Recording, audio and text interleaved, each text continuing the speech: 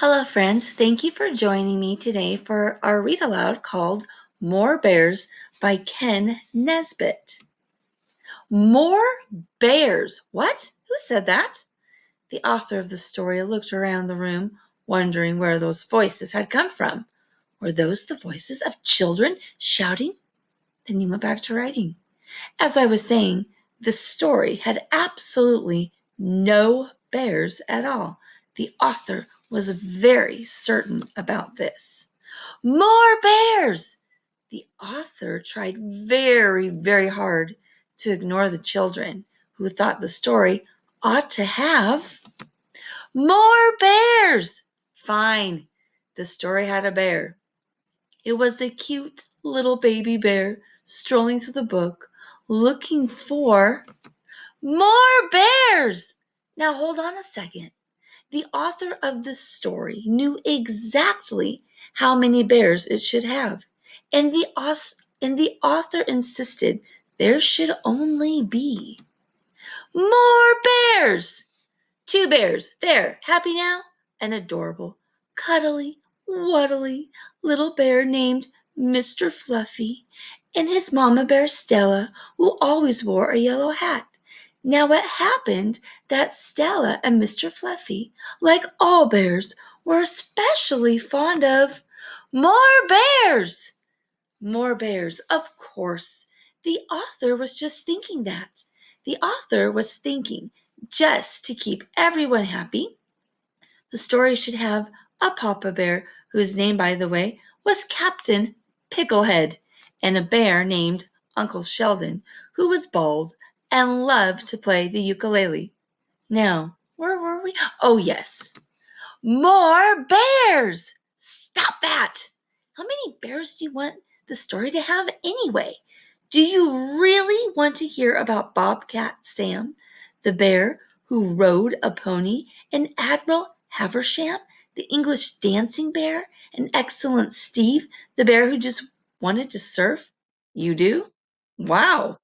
Why didn't you just say so? In that case, the author suddenly decided that what the story really needed was more bears. Yes, more bears. So the author added Astro Bear, who, by the way, was Bulgarian and always kept a hamster in his pocket just in case. And then the author put in three more bears named Lester, Chester, Esther, and Floyd. Wait, that's four. Oh well, four is okay because after all, this story really needed more bears.